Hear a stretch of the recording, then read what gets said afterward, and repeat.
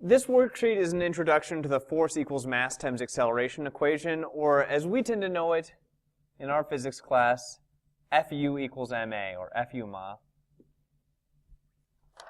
All right, and so this first question here is just a sort of verification that Fu equals ma works. We start here, I give you some information about a marble and a boulder, and I say if they fall under freefall conditions, does Fu equals ma occur? Well, one thing that you need to know when you're going through this is that freefall conditions mean that something is falling without being impeded by air resistance. So it's like if something is falling in freefall, it's basically like the air resistance is negligibly small. And what people found was that if things fell under freefall conditions, that the acceleration was about 10 meters per second per second. All right, and so when we say something is in free fall, basically we mean it's falling with an acceleration of 10 meters per second per second. So in these two examples, we've got the marble here, and I'm going to create a force diagram for the marble. The marble is 4 grams. All right, we have to get that to kilograms if we're going to make a force diagram normally, and so 4 grams we divide by 1,000. All right, and so dividing 4 by 1,000, we get 0.004 kilograms. All right, that's our mass.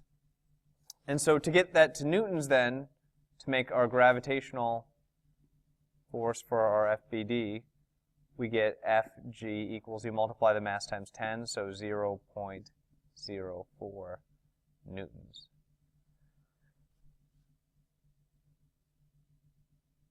All right.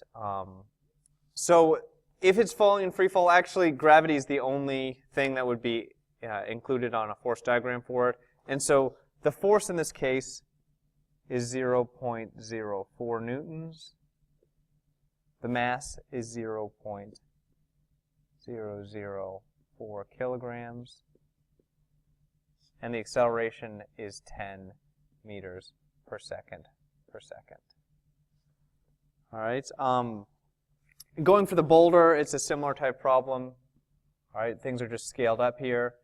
It says that the boulder has a mass of 2,000 kilograms.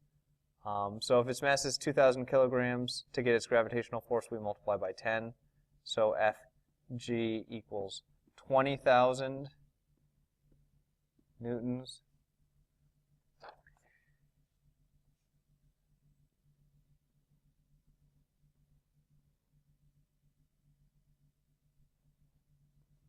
The mass is 2,000 kilograms. That was given in the problem. And acceleration under free fall conditions, again, was 10. Okay, so the next thing it asks us here is, does F equals ma hold up in these equations? Well, hopefully you can go through and multiply those together, the mass times the acceleration in each of those, and you find that it does equal the force. And so this is a case where we can demonstrate that force equals mass times acceleration does apply for objects that are falling under free fall conditions. And actually, technically speaking, Fu equals ma applies all the time because it's Newton's second law of physics is what F equals ma. And so if we have the unbalanced force, it should always equal the mass times acceleration. But this was a verification that it worked in this specific case. These next few questions that are asked here are just looking at the relationship between force, mass, and acceleration. The thing I do to try and think about these is I think about a shopping cart, and I'm putting more things in, or pulling more things out of the cart, or pushing harder on the cart, or things like that. And so question number 2 says, as you increase the force on something, what must happen to mass if you want to keep the acceleration constant? So if you're trying to keep the acceleration the same, all right, and you're increasing the force you're putting on something, it's asking, what do you have to do to the mass? Well, if you have more force, but you don't want it to go if you don't want it to speed up any faster, you want the acceleration to be the same. We've got a shopping cart, I said. So let's say we're going to be pushing harder on that shopping cart, but we want it to accelerate the same amount as another shopping cart that we're not putting as much force on. Well, what you find is that if you put more force, then you have to have more mass if you're going to keep the same acceleration. So in this case, this is probably actually the most confusing of the 3, but mass must increase as well. And to think of the converse here, if we decreased the mass but we had more force, what that means is we have like a really empty shopping cart that we're pushing really hard on. And so if you decreased the mass and increased the force, you'd be accelerating a lot, all right? However, if you increase force and also increase mass and you're pushing on a shopping cart, it accelerates the same as if you have a low mass and a low force. So hopefully that's not too confusing. But problem number 3, it says if you have the same force acting on two different objects, one with a low mass and one with a high mass, which one accelerates more? So in this case, we're putting the same force on it, but you have different massed objects. So think about an empty cart versus a full cart. You're pushing equally hard on them. One is empty, one is full. Which one's going to accelerate more?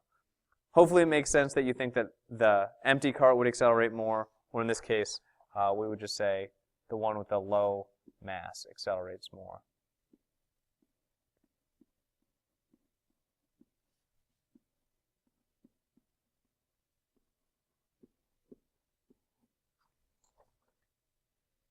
Under problem number 4 here, it says you have two objects. They're the same mass, different forces acting. One's a large force, one's a small force. Which one accelerates more? So you've got two objects with the same mass, all right? They've got the same mass. One of them you're pushing hard on. One of them you're not pushing very hard on. The one that you're pushing harder on, hopefully it should make sense, is going to accelerate more. So in this one, the one with the larger force.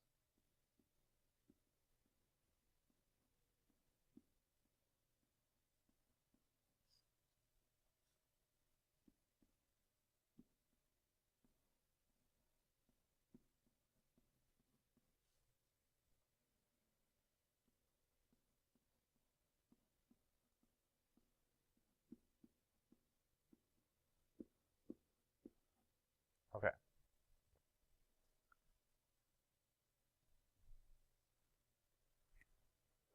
Going on here, onto the back of this, we have what is going to be sort of the makings of a good part of the problems that we're going to be doing this unit. Basically what we have is I've given you some information about this cart, this hovercraft, and based on the information I give you, you can find the acceleration, and then by finding the acceleration, we can find the information about the forces because we have this new Fu equals ma equation. And so it starts off here by saying we've got a hovercraft, it's 100 kilograms. It says that it accelerates from 10 meters per second to 20 meters per second in 5 seconds. And then I ask, how much force is the fan providing here? Well, what we've got to think about here is we've got a situation where there's a hovercraft and it has essentially 3 forces on it. Okay, it's going to have the gravitational force down, Fg on the hovercraft by the Earth. It's going to have an upward force. This is coming from the fans that are blowing downward to keep the hovercraft aloft. And so that's kind of a lift force, but I just normally call that applied. So applied force on the hovercraft by the air.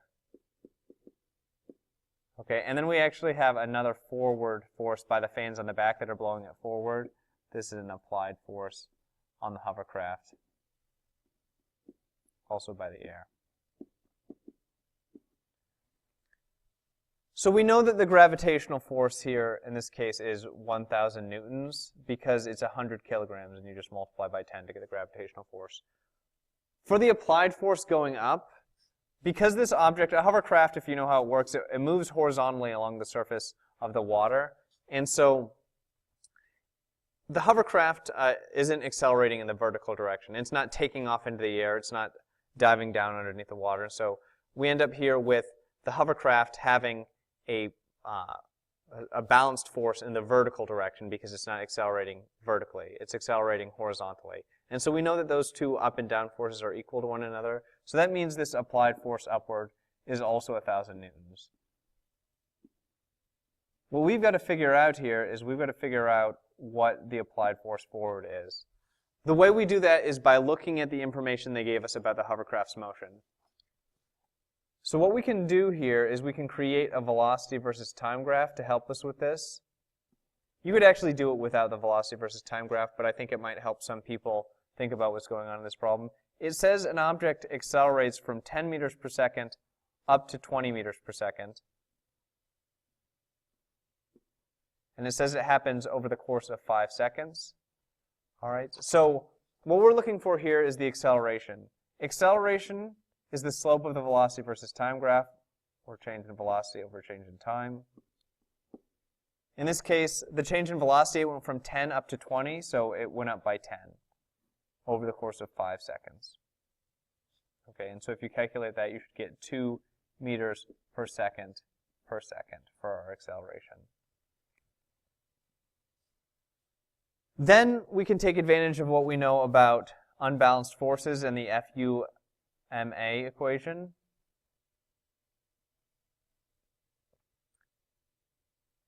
The mass for the hovercraft is 100. The acceleration is 2. So what we end up with for our unbalanced force is 200 newtons. Right. If we look back at our force diagram, the top and bottom forces cancel out. So when we talk about the unbalanced force, we're really talking about this applied force going off to the right. And so we know that this is 200 newtons. All right, and that is what we're looking at here. So 200 newtons is the answer for this question. So this is just really getting into the very basic stuff with this Fu equals ma equation. There'll be another video here, probably another couple videos with problems kind of like this. So keep on looking at the blog, try and work those out, and keep on top of these. And hopefully, as we go through them, they should make more and more sense as you see more and more examples.